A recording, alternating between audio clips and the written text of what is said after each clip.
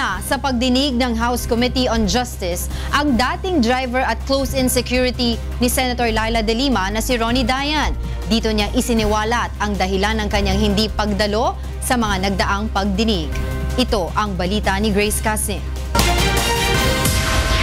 Kung si Ronnie Dayan ang nasunod, gustong-gusto niyang dumalo sa pagdinig ng House Committee on Justice noong una pa lamang upang linisin ang pangalan niya. Ilang beses siyang nagpadala ng mensahe sa dating boss na si Senator Leila De Lima upang humingi ng opinyon matapos matanggap ng kanyang kaanak ang supina para sa kanya, ngunit hindi ito sumagot.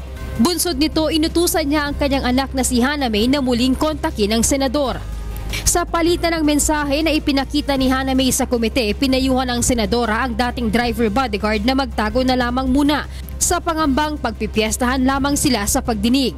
Sinisiri ng senador kina House Speaker Pantaleon Alvarez at Pangulong Rodrigo Duterte ang pagkakaungkat ng kanilang relasyon.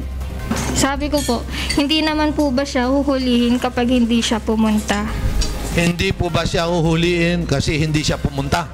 Pag hindi po siya pumunta. May sagot ba? Meron po. Wala yan kasi. Ano sagot niya? Di ba nagtatago naman siya?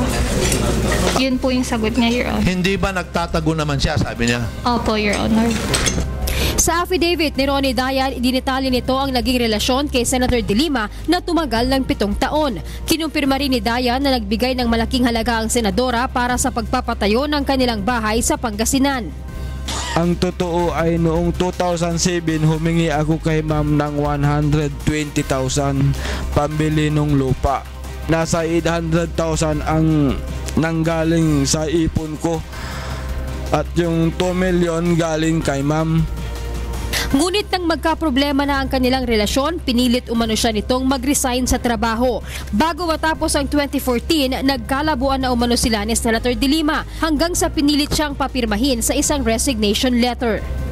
Sabi ko kay ma'am, pinagre-resign muna ako na parang nagpapalipas lang ako ng sama ng loob sa Pangasinan.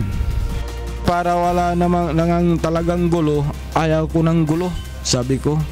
Pinirmahan ko yung resignation letter mga katapusan ng February 2015. Kung baga, pinwirsan niya akong mag-resign.